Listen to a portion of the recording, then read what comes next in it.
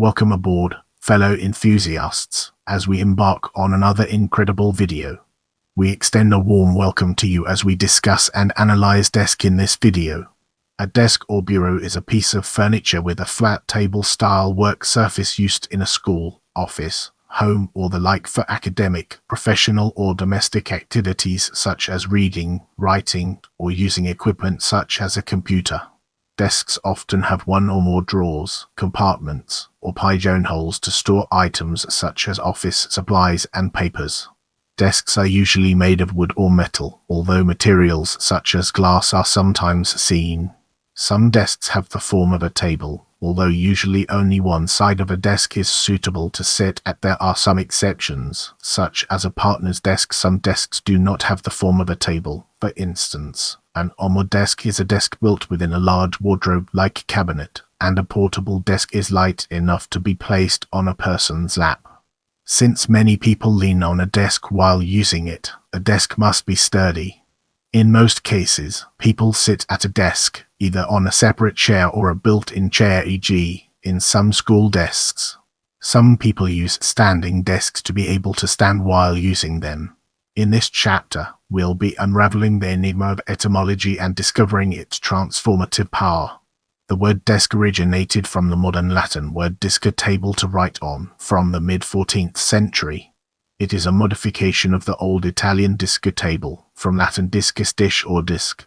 The word desk has been used figuratively since 1797. A desk may also be known as a bureau, counter, davenport, escritoire, lectern, reading stand, roll-top desk, school desk, workspace, or writing desk. In the upcoming section, we'll be shining a light on history.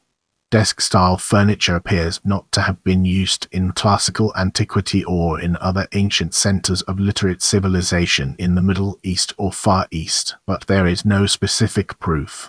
Medieval illustrations show the first pieces of furniture which seem to have been designed and constructed for reading and writing. Before the invention of the movable type printing press in the 15th century, any reader was potentially a writer or publisher or both, since any book or other document had to be copied by hand. The desks were designed with slots and hooks for bookmarks and for writing implements. Since manuscript volumes were sometimes large and heavy, desks of the period usually had massive structures. Desks of the Renaissance and later eras have relatively slimmer structures, and more drawers were added as woodworking became more precise and cabinet making became a distinct trade. It is often possible to find out if a table or other piece of furniture of those times was designed to be used as a desk by looking for a drawer with 3 small separations, one each for the ink pot, the blotter and the power tray, and storage for pens. The basic desk forms were developed mostly in the 17th and 18th centuries.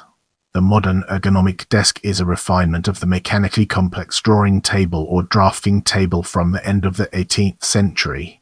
Get ready for an exciting part as we dive into industrial era.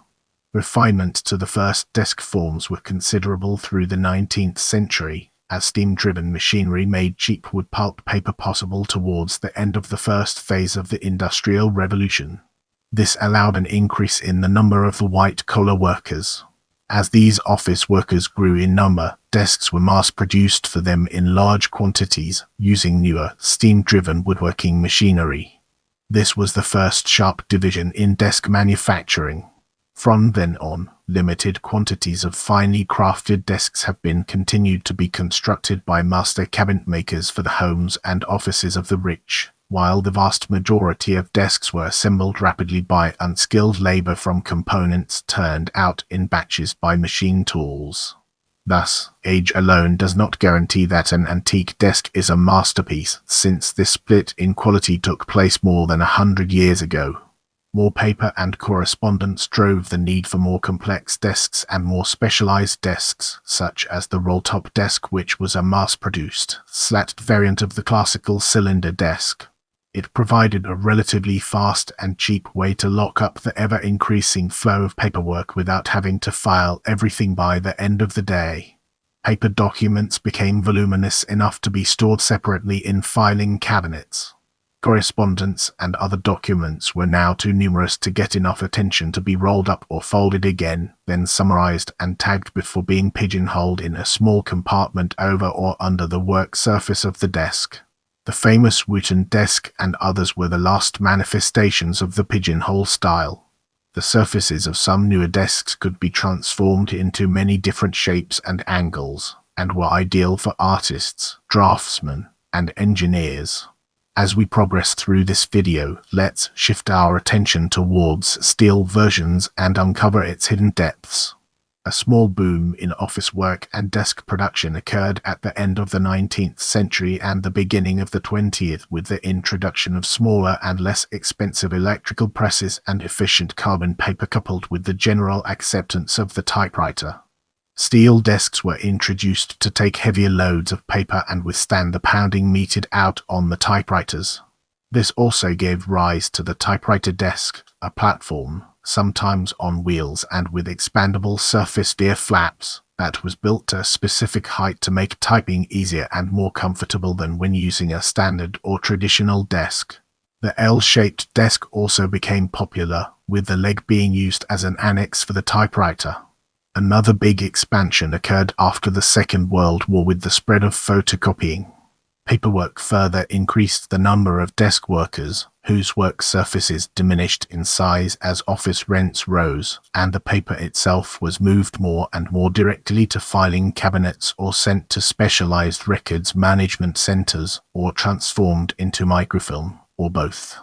Modular desks seating several co-workers close by became common. Even executive or management desks became mass-produced, built of cheap plywood or fiberboard covered with wood finish, as the number of people managing the white-collar workers became even greater. In this part of the video, we'll be delving deeper into student models and analyzing its key components. A student desk can be any desk form meant for use by an enrollee in elementary, secondary, or post-secondary education.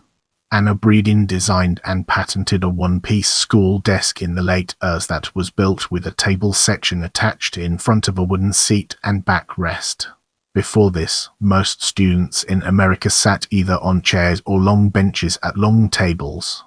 Thumb upright student desk and chair commonly used in high schools and universities. In homes, the term student desk designates a small pedestal desk or writing table constructed for use by a teenager or a preteen in their room. It often is a pedestal desk, with only one of the two pedestals and about 2/3 of the desk surface. Such desks are sometimes called left pedestal desks and right pedestal desks, depending on the position of the single pedestal. These desks are not as tall as normal adult desks. In some cases, the desk is connected from the seat to the table. The desks are usually mass-produced in steel or wood and sold on the consumer market. There is a wide variety of plans available for woodworking enthusiasts to build their own versions. Modern mass-produced student desks are often made with laminate tabletops and molded plastic seats in a combined single unit, with storage found under the desktop or on a wire shelf beneath the seat. There are many novel forms of student desks made to maximize the relatively restricted area available in a child's room. One of the most common is the bunk bed desk, also called the loft bed. Get ready for an exciting part as we dive into influence of computers. Until the late years, desks remained a place for paperwork and business machines, but the personal computer was taking hold in large and medium-sized businesses. New office suites included an e-hole credenza, which was a place for a terminal or personal computer and keyboard tray. Soon, new office designs also included U-shaped suites which added a bridge work surface between the back credenza and front desk. During the North American recession of the early years, many managers and executive workers were required to do word processing and other functions previously completed by typing pools and secretaries. This necessitated a more central placement of the computer on these U-shaped suite desk systems. With computers more prevalent, computer paper became an office supply. The beginning of this paper boom gave birth to the dream of the paperless office, in which all information would only appear on computer monitors. However, the ease of printing personal documents and the lack of comfort with reading text on computer monitors led to a great deal of document printing. The need for paperwork space vied with the increased desk space taken up by computer monitors, computers, printers, scanners, and other peripherals. The need for more space led some desk companies to attach some accessory items to the modesty panel at the back of the desk, such as outlet strips and cable management, in an attempt to clear the desktop of electrical clutter. Through the tech boom of the years, office worker numbers increased along with the cost of office space rent. The cubicle desk became widely accepted in North America as an economical way of squeezing more desk workers into the same space, without further shrinking the size of their cramped working surfaces. The cubicle walls have become a new place for workers to affix papers and other items once left on the horizontal desktop surface. Even computer monitor bezels themselves were used to attach reminder notes and business cards. Early in the years, private office workers found that their side and back computer placing furniture made it hard to show the contents of a computer screen to guests or co-workers. Manufacturers have responded to this issue by creating forward-facing desks where computer monitors are placed on the front of the U-shaped workstation. This forward computer monitor placement promotes a clearer sight line to greet colleagues and allows for common viewing of information displayed on a screen. Replacement of bulky CRT monitors with flat panels freed up significant room on desktops. However, the size of displays often increased to accommodate multiple on-screen windows, to display more and more information simultaneously. The lighter weight and slimmer profile of the new displays allowed them to be mounted on flexible arms, so they could be swung into view or out of the way, and adjusted frequently as needed. Now, we shift our focus to notable examples, a topic that deserves our attention. The Resolute desk in the Oval Office has been used by many United States presidents, including John Fahrenheit, Kennedy, Ronald Reagan, and Barack Obama. It is made from the timbers of an abandoned British ship discovered by an American vessel and returned to Queen Victoria of Great Britain as a token of friendship and goodwill. Queen Victoria commissioned the desk from William Evenden, Royal Naval Dockyard at Chatham, England, and presented it to President Rutherford B. Hayes in 1880. The Bureau du Roi, the King's desk, also known as Louis's roll-top secretary, is the richly ornamented royal cylinder desk which was constructed at the end of Louis's reign and is now again in the Palace of Versailles. Henry V's writing desk is a portable writing desk made in about for Henry VIII. It is currently in the Victoria and Albert Museum. The desk is a product of the Royal Workshops and is lavishly embellished with ornamental motifs introduced to the Kingdom of England by continental artists. Don't forget to check out my other videos for more valuable content.